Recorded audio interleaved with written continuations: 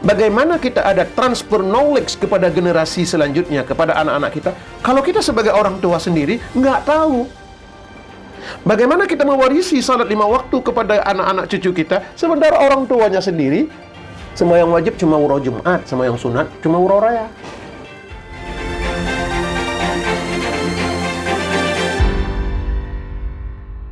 Assalamualaikum warahmatullahi wabarakatuh. Pemirsa Pehtem yang sedang bahagia dimanapun Anda berada, berjumpa lagi kita di Pehtem bersama saya Indah Rasikasari.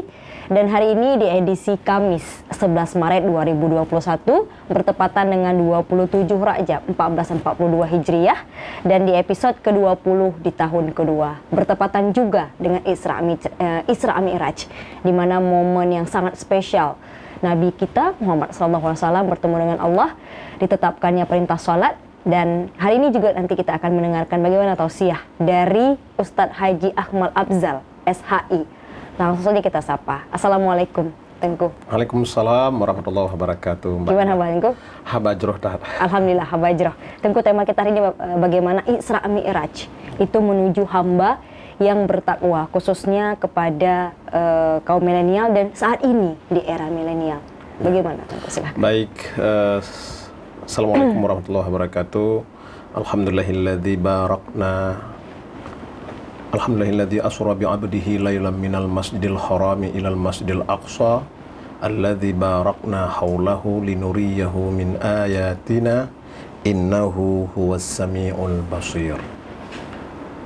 Para pendengar Pehtem yang dirahmati Allah, tema yang Mbak Indah angkat ini suatu tema yang cukup menarik dewasa ini, di mana seiring dengan waktu, ketika sebuah sejarah berpisah dengan kita oleh ruang dan waktu yang cukup jauh, itu ada namanya historis, sejarah yang terputus, yang kadang-kadang ketika suatu saat sejarah yang penting pada zamannya itu akan merasa biasa-biasa saja, bahkan ada yang dilupakan oleh generasi-generasi masa depan.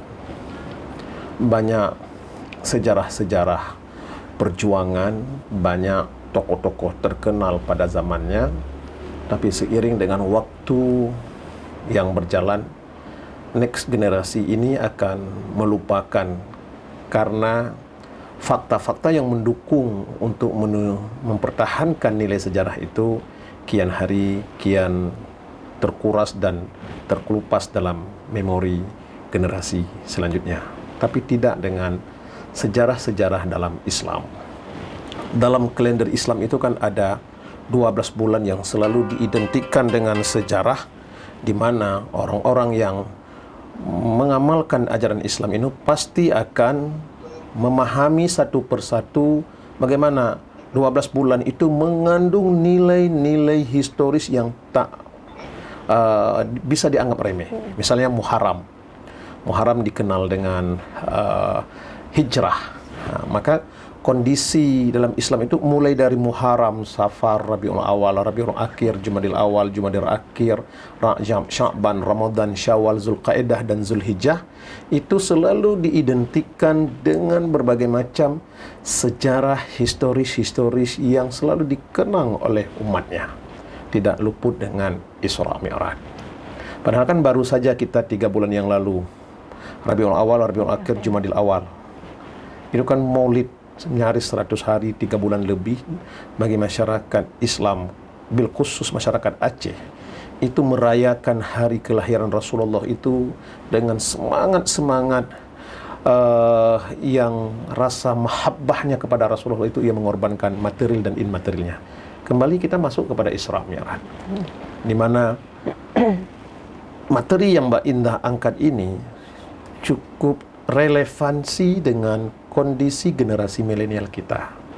Ketika Allah di dalam Al-Quran surat Al-Isra 1 itu mengabadikan Subhanalladzi asra bi'abdihi lailan minal masjidil harami ilal masjidil aqsa alladzi barakna haulahu linuriyahu min ayatina innahu huwas samiul basir.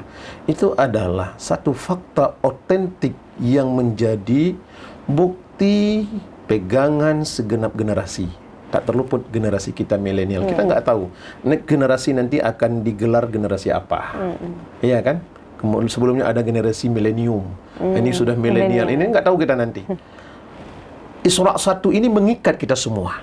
Bahwa Allah memperkenalkan, memberitahu, wahai hamba-hambaku, aku zat yang maha suci ini telah pernah memperjalankan Muhammad bin Abdullah dari Masjidil Haram ke Masjidil Aqsa hingga ke Sidratul Muntaha. Perjalanan yang kami berkati dan perjalanan yang kami memperlihatkan kepada Muhammad itu berbagai macam kemahabesaran kami. Mulai dari hal yang menggembirakan tentang betapa aroma surga dipersiapkan kepada kita, dan juga dengan hal-hal yang menakutkan, bagaimana neraka yang cukup mengerikan disiapkan juga untuk kita.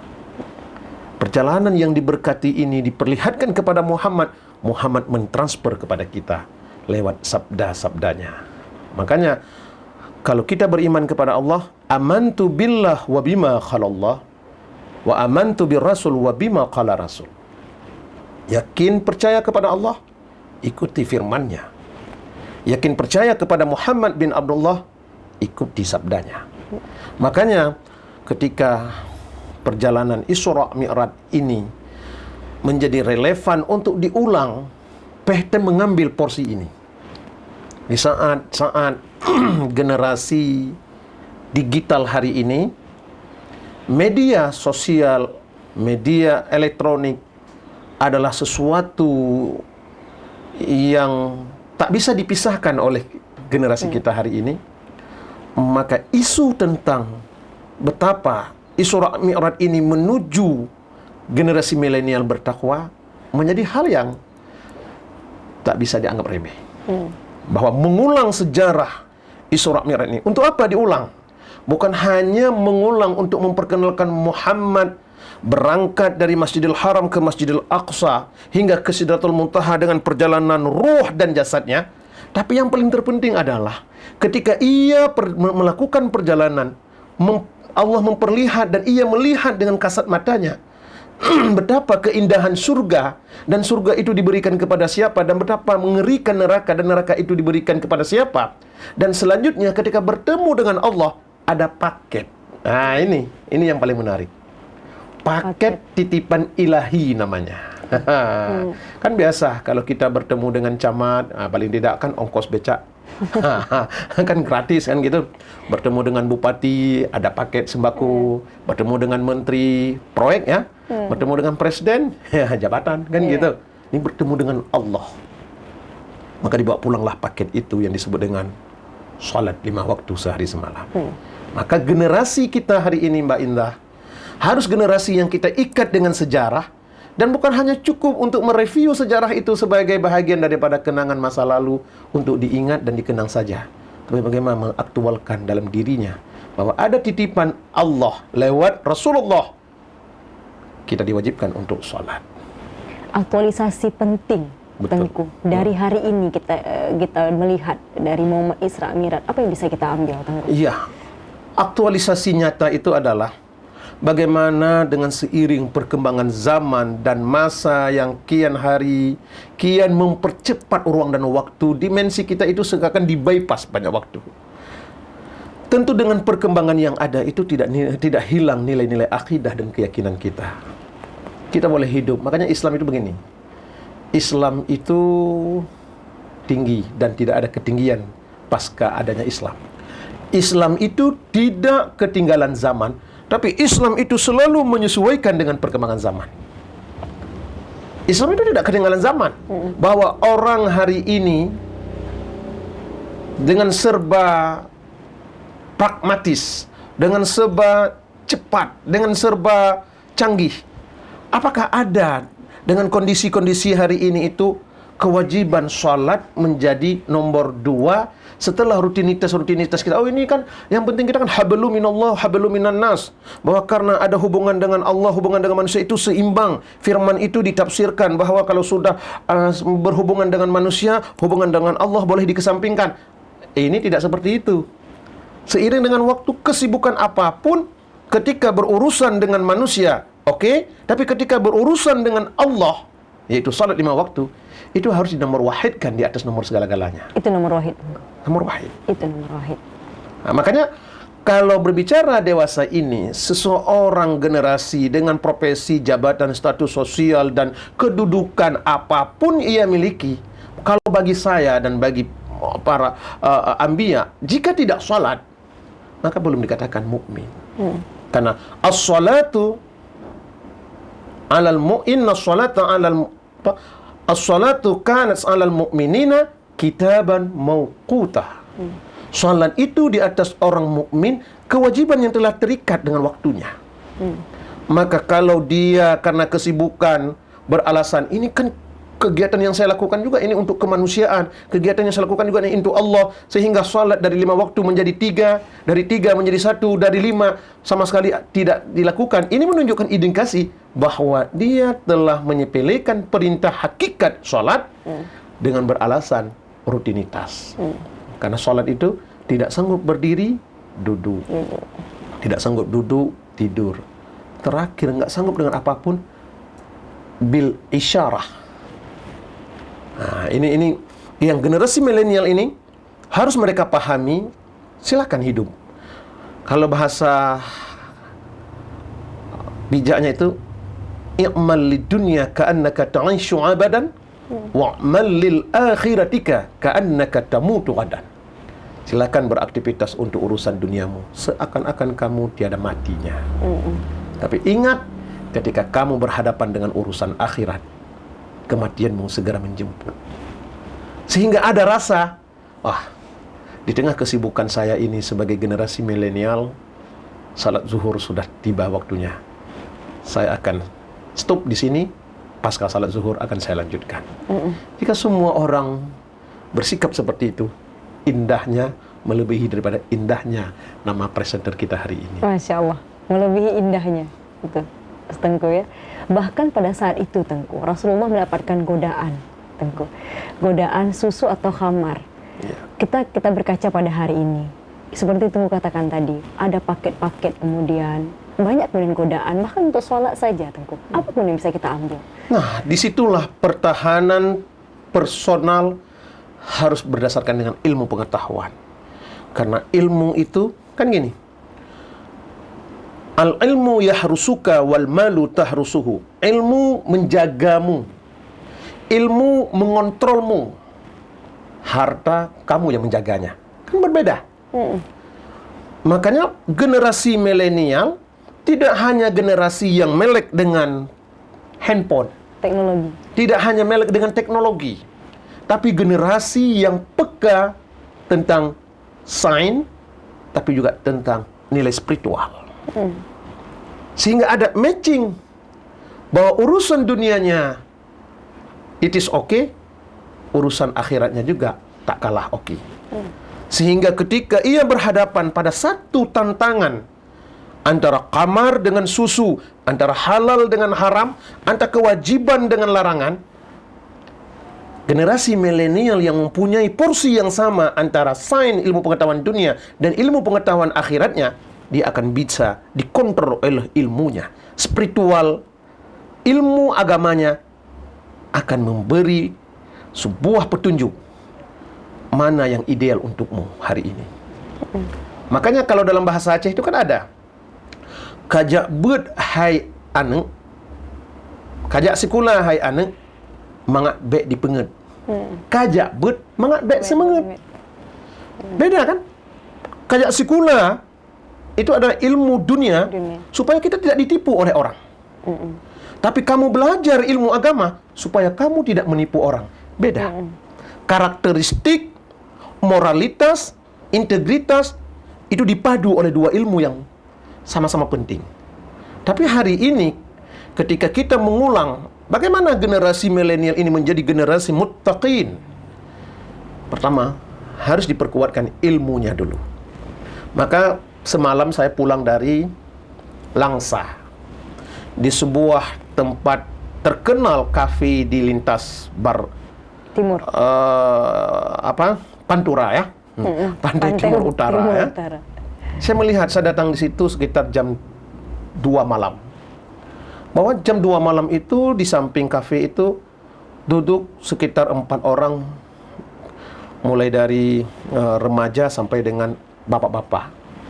Saya mendekati, betapa miris yang saya lihat bahwa jam 2 malam mereka dihebohkan dengan game dan permainan chip itu ya.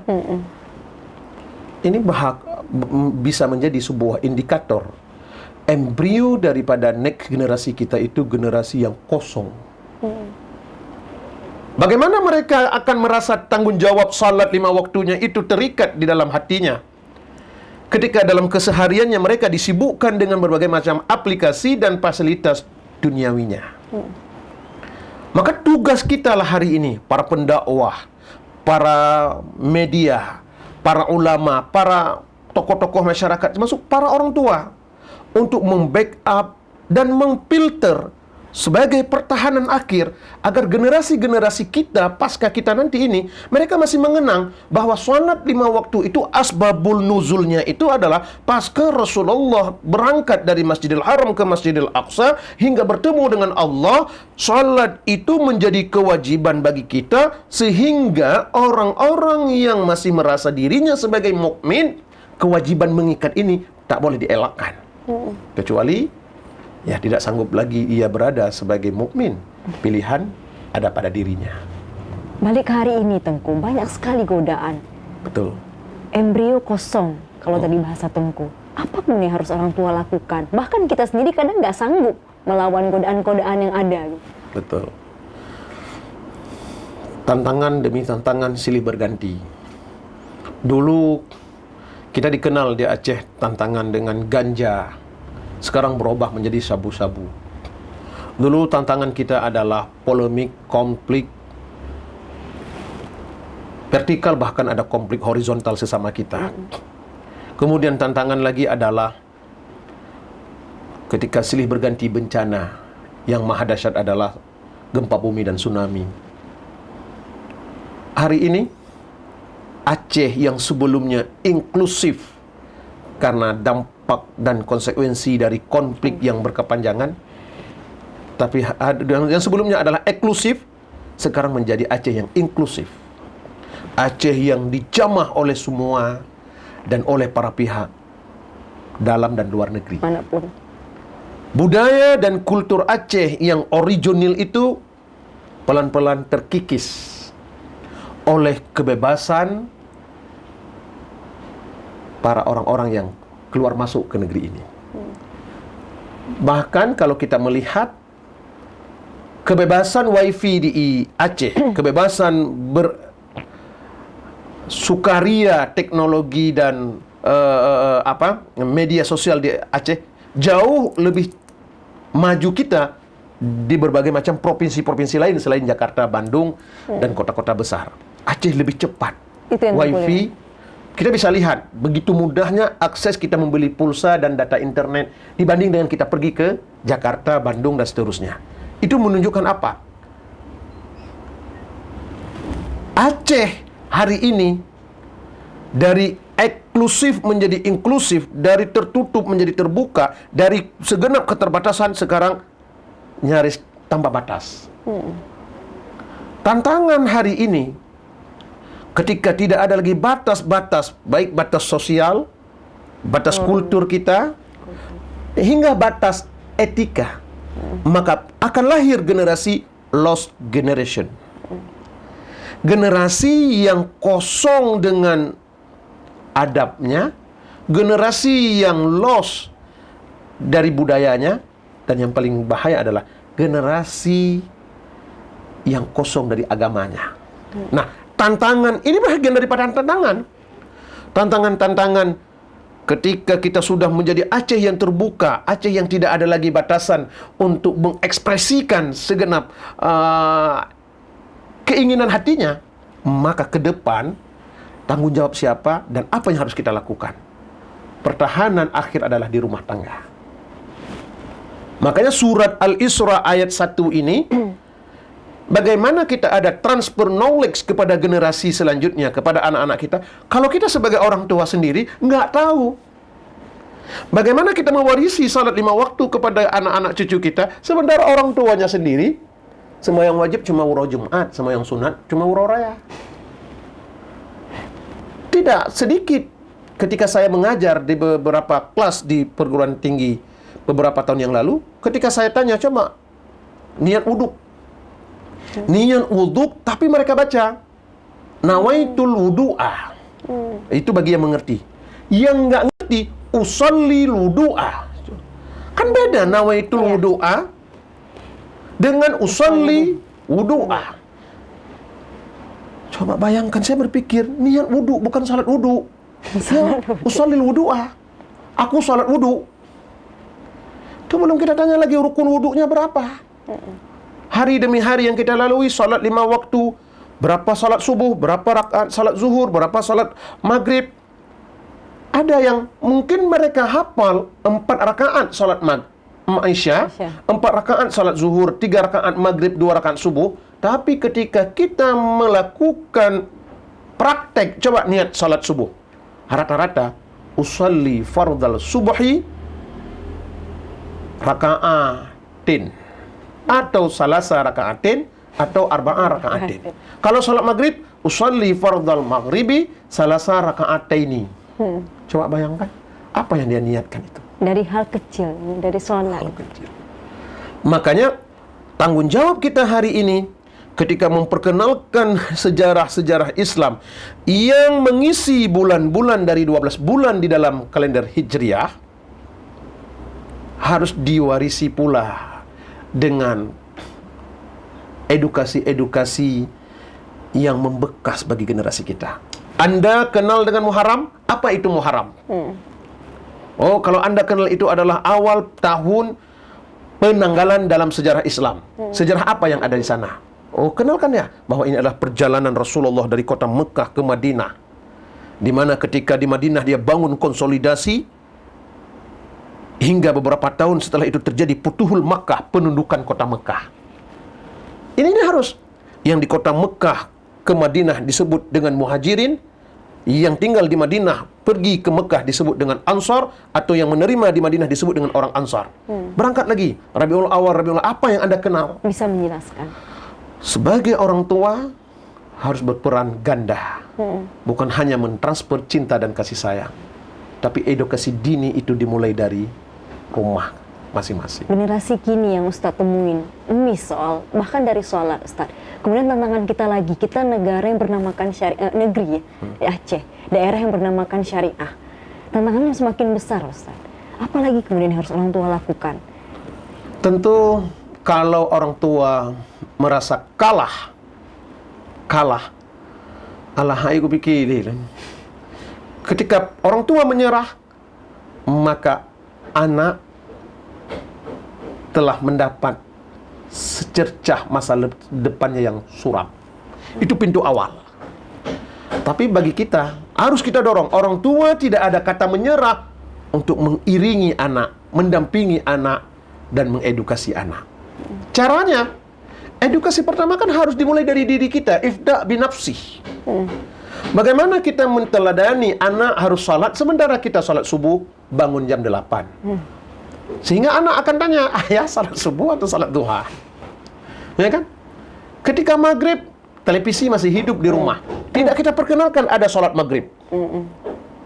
Padahal kita harus berikan arahan itu kepada anak. Wahai anak, inna sholata tanha anil fahsya'i wal munkar. Sesungguhnya sholat itu mencegah perbuatan keji dan mungkar. Kalau kamu ingin steril daripada perbuatan keji dan mungkar, tolong pertahankan sholat 5 waktumu, karena dengan sholatmu itu kamu akan dijaga dari dosa kecil dan dosa besar. Orang tua yang paham seperti itu, dia akan, kan ada kita lihat di zaman dulu, kalau orang tua bawa anak ke masjid, walaupun kadang-kadang sampai di masjid anak-anak sedang salat bersenda, awalnya kan tidak apa-apa. Untuk apa? Untuk memberi pemahaman kepada anak, ini ada salat maghrib 3 rakaat, ada salat isya 4 rakaat. Nilai itu gimana sekarang, Tengku? Seiring dengan waktu mulai memudar.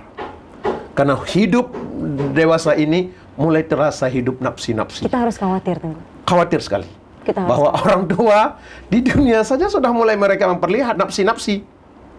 Maghrib ayah di kantor, istri di jalan, anak di rumah nonton TV. Atau sibuk dengan HP masing-masing. Atau sibuk HP dengan HP masing-masing. Sehingga nggak ada bahasa. Padahal kan makanya kadang-kadang saya berpikir dalam hidup ini generasi apa kita hari ini ketika handphone yang sedianya jauh dekat menjadi romantis. Tapi hari ini yang jauh belum tentu dekat, yang sudah dekat berasa semakin jauh. Coba bayangkan, dari kamar ke kamar untuk meminta anak sholat pakai WA. Ya. Jangan lupa sholat. Itu masih mending perintah sholat lewat WA. Kadang-kadang bicara-bicara lain juga lewat WA. Kemana mulut kita ini? Padahal masih satu rumah. Satu rumah. Hanya bersebelahan dengan dinding. Ini kan menunjukkan apa? Next generasi kita ini akan menghadapi masa gelap ke depan. Ketika pembimbingnya, orang tuanya atau panutannya seiring dengan waktu meninggalkan kita.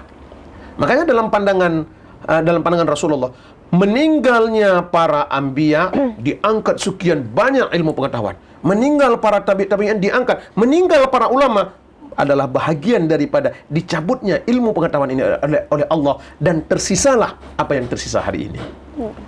Maka coba bayangkan, Mbak Indah sendiri sebagai orang Aceh, coba Mbak Indah gambarkan dalam hati yang setulus-tulusnya, apakah demikian generasi kita hari ini yang melek dengan media sosial, yang hingga mereka hanyut sampai jam 2, jam 3, ada jam 4 pagi hanya dengan sebuah permainan game. Hewan saja malam tidur. Orang-orang kafir saja malam istirahat. Anatomi tubuh kita ini ada namanya ginjal. Di malam hari juga dia minta istirahat. Jantung kita juga minta istirahat. Tapi di saat malam yang sedianya lat batat kaya bate, ulat pacat ase cage itu beristirahat, tapi orang Aceh justru kian malam, makin larut malam, makin ia punya aktivitas yang padat. Makin ramai. Makin sibuk. Makanya ini kan, apakah kita sudah masuk pada satu zaman di mana orang-orang Islam di Aceh ini yang merasa identitas Islamnya semakin banyak, tapi pengamalan Islamnya semakin menipis. Identitas beda dengan pengamalan. Pengamalan makin sedikit. Maka Islam kita nanti selalu akan Islam identitas. Padahal dalam hidup ini, seorang Muslim itu kan tidak hanya melihat KTP, asal-usul, terus gennya apa, tapi dilihat bagaimana pengamalan dan karakteristiknya. Makanya bagi saya ketika berbicara Isra Mi'raj, banyak cuplikan-cuplikan singkat dari sejarah Rasulullah melakukan perjalanan itu yang harus kita perkenal kepada generasi kita. Wahai generasi, ketika Rasulullah melakukan perjalanan di antara Masjidil Aqsa ke Sidratul Muntaha, Allah bertanya kepada para malaikat, wahai malaikat, ini komunitas apa yang cukup banyak di dalam neraka? Rasulullah bertanya kepada malaikat, malaikat menjawab, itu perempuan yang paling banyak.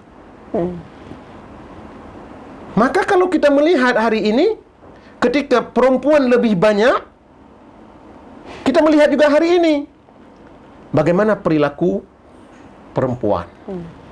Di sisi lain, malaikat memperkenalkan, coba lihat, wahai Muhammad, ada orang yang memotong lidahnya.